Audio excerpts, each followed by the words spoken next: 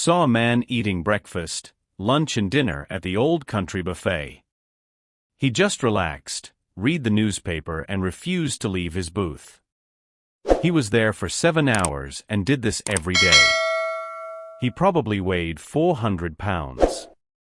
When I visited the buffet at the Bellagio in Las Vegas, there was a very obese man sitting alone at a table.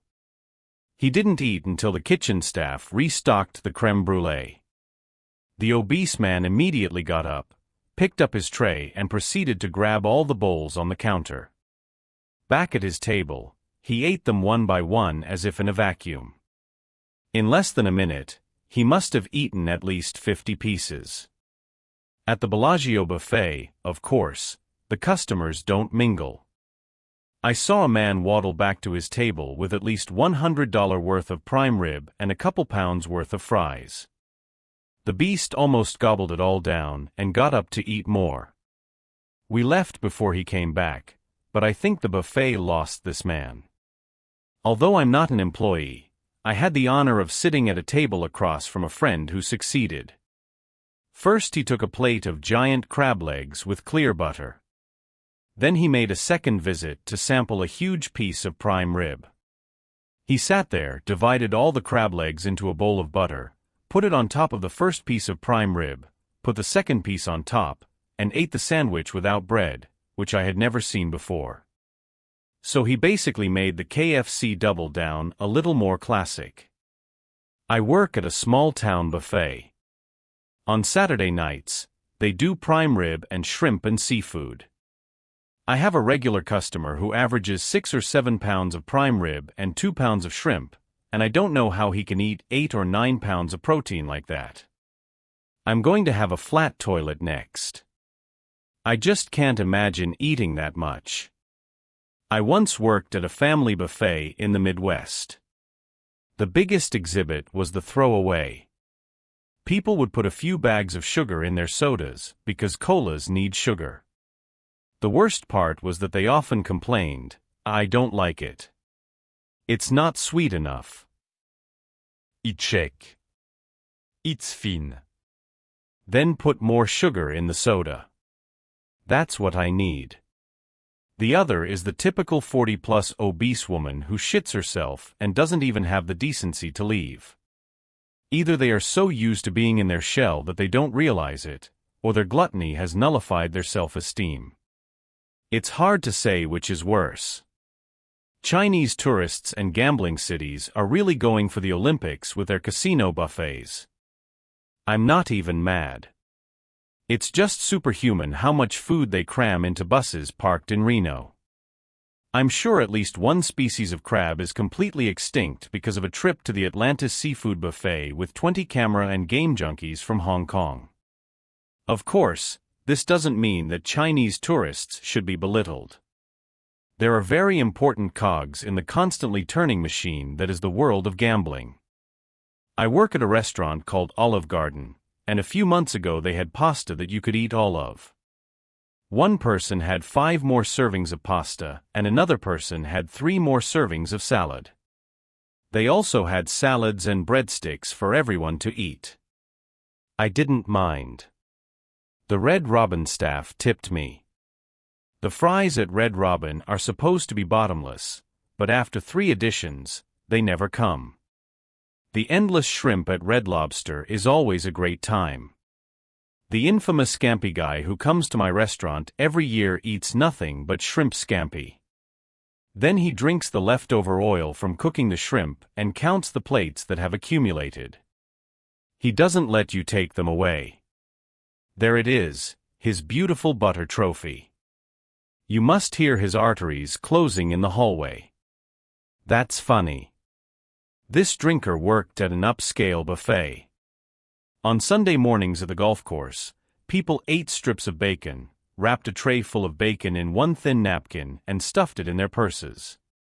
At an Asian buffet at Legward's company, I saw a man who ate an entire jar of pickled beets. It was a huge pile of beets, maybe an inch long. The lineman on the high school soccer team would go to the Chinese buffet at Buffett's, a chicken place, and eat until they threw up in the bathroom and then come back and eat some more. That's the real Hunger Games. A few years ago, there was a little soul food buffet where you could eat anything.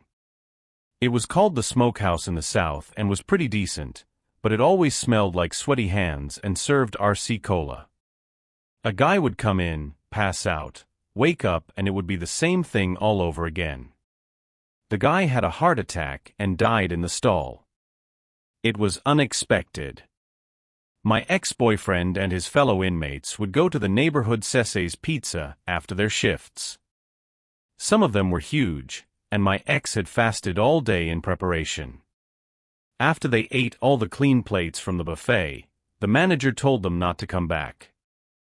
I'm not a restaurant employee, but a few years ago I went to a Mongolian barbecue in Lansing, Michigan, and saw a family of 7, all big, over 300, eat 6 plates. Now I have a hankering for Mongolian barbecue. It's about 20 minutes from my house. Daniel, I used to be a glutton. 6 years ago, I went with my dad and sister to watch the Emmys in London's West End. We stayed one night at the Hilton, and I thought it was a great room. It was gorgeous. The only thing that made up for it was the breakfast buffet, and the food was good. So, being a bit of a stubborn cow, I decided to get my money back for the food since everything else in the hotel was so crap. I had over a dozen breakfasts. Starting with fruit and yogurt, then waffles, pancakes with syrup, more fruit, bacon sandwiches, eggs with bacon, full English. You see, after the 6th, they were all pretty small. By the 8th, I was starting to feel full. By the 10th, I was suffering. People stared at me, and by the 12th I fell asleep on the table. And I got booed for making a scene. But it was worth it.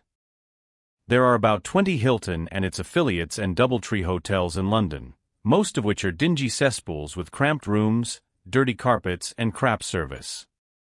However, most hotels have good breakfasts.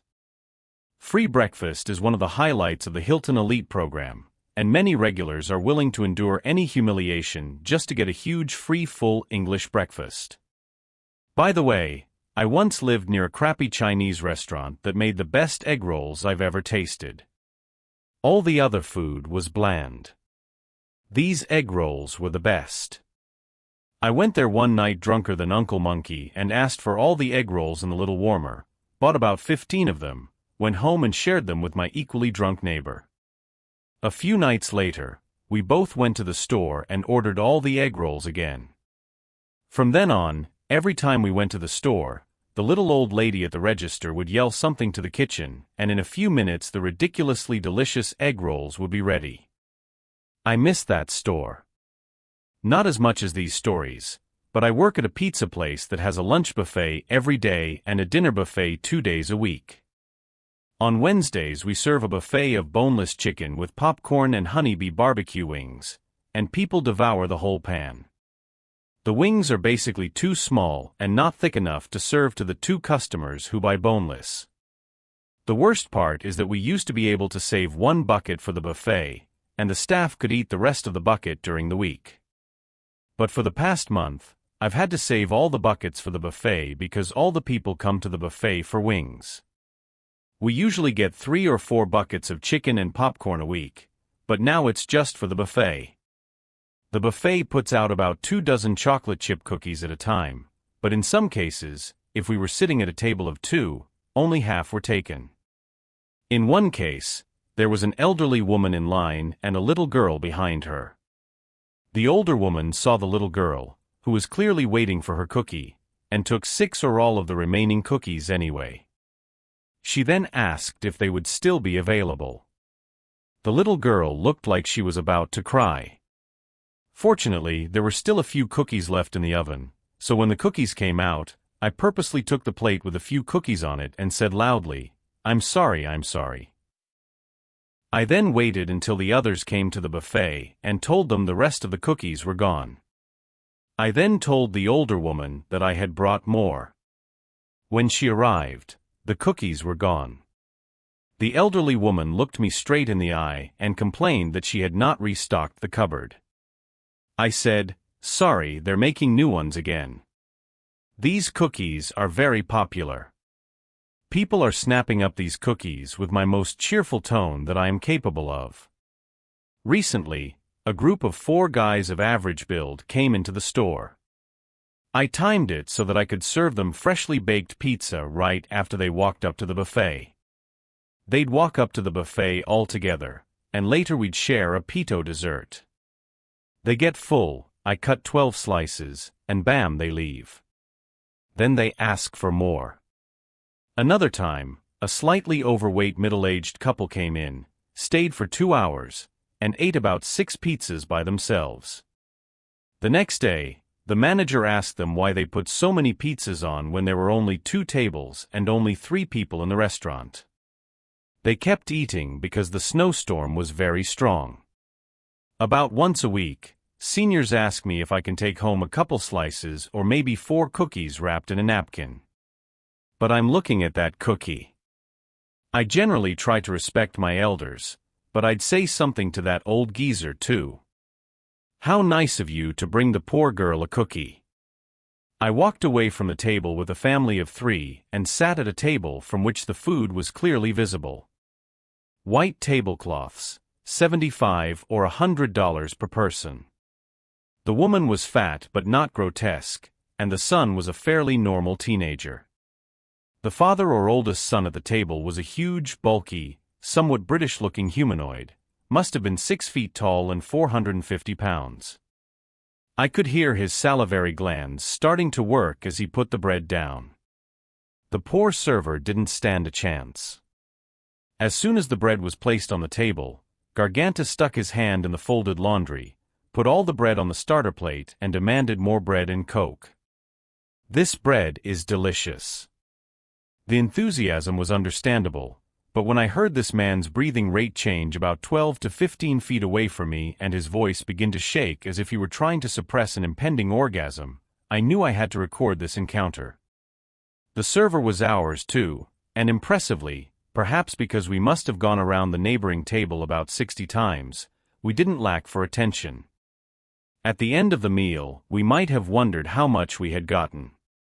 Food, bread, Coke and Garganta alone put 11 loaves of bread, totaling 18 loaves on the table. This sucker ate an entire 4-course meal in addition to all that nonsense. By my calculations, that would have amounted to almost 7,000 calories, not including his dinner. As I listened to his voice shake while trying to suppress an impending orgasm, this poor server warned me that I should pay attention to this meeting. I wasn't sure I wanted to finish this story. But I was sure it wasn't that bad. 5 strokes, 7 times. Went to breakfast at the machine shed in Des Moines, Iowa on my birthday. BTW, delicious. My friend bought a Belgian waffle and started spreading what he thought was whipped cream on it. I looked at him and said, "Hey, that's whipped butter." He looked concerned and said, "Well, I guess I'll have to put up with it if it doesn't work." He proceeded to eat his Belgian waffle with 6 spoonfuls of whipped butter on it. Another friend ate an entire portion of crab rangoon when he got it at a neighborhood Chinese buffet. But he likes to tip, so the owner was only mildly annoyed. I bet the waffles weren't crispy. Our high school cross-country ski team used to go to a local restaurant and devour them. Beef, chicken, pork and fish were devoured and the restaurant had to close the buffet afterward. They put a limit on the number of times you could fill your plate, which made the all-you-can-eat buffet pointless. Ha ha ha, I don't remember them doing that at XC. I'm a very skinny girl and once asked my parents to take me to a family restaurant. At that practice, I ran around outrunning my dad, who was a tanker. If a few people from the team had gone out with me, we would have been in trouble. I saw a kid who must have weighed 200 pounds gorging on chicken legs and chocolate fountain. I will never eat at the buffet again. I won't even touch a 10-foot pretzel. It's disgusting. Intervention. But back in the 80s when my dad and his friends first moved to San Francisco, they loved sushi, and my dad and his best friend visited this little sushi buffet one day. It was a very small establishment, only a dozen or so seats. The space was small, but there was plenty of sushi. While dining at the sushi buffet, my dad and his best friend ate literally all the sushi in the restaurant. They paid and left the restaurant, and the owner yelled at them. The restaurant was closed for a few days, and during that time they came to their senses. TLDR, his father and brothers ate so much they could close the restaurant. I worked at a pizza place, and there were obese people who would stack 6 or 8 pizzas on 2 or 3 plates. They would take those plates home and just eat them. Some people were too lazy to get up to eat more, so they would eat 2 whole medium pizzas. It wasn't unusual for the whole plate to go untouched. When I worked at a pizza place, there was one regular customer who would buy 5 pizzas from the buffet and only eat the toppings. He didn't eat much, so I don't know if that counted as gluttony, but I was always horrified by the waste as I had to throw away plates and plates of discarded cheese pizzas from his table. This topic made me want to eat everything at once. A few years ago, I worked as a hostess at a casino, and our company had a reward system for loyal customers. The casino offered them free food, snacks, and drinks. And every day I would see the same group of Asian customers come in, order whatever was on the menu, take 2 bites from each plate, sometimes not finishing, and leave 5 hours later, leaving the place untouched when they left. It made me feel sick, because I know families who struggle to eat. The worst part was that our company was so cruel. They didn't take us up on our offers to send untouched food to the shelter and made no effort to reduce this disgusting habit. Fortunately for us, they told us not to worry if we were new to this channel. Please subscribe to our channel. Until then, we will release a new video every day. And check out our other videos too. See you soon.